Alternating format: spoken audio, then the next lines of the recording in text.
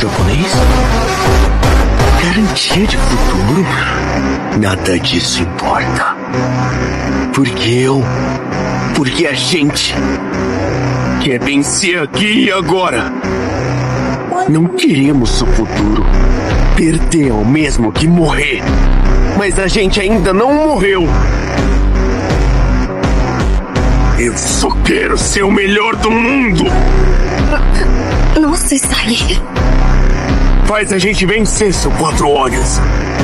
Não foi você que ensinou esse ego pra gente? Yada!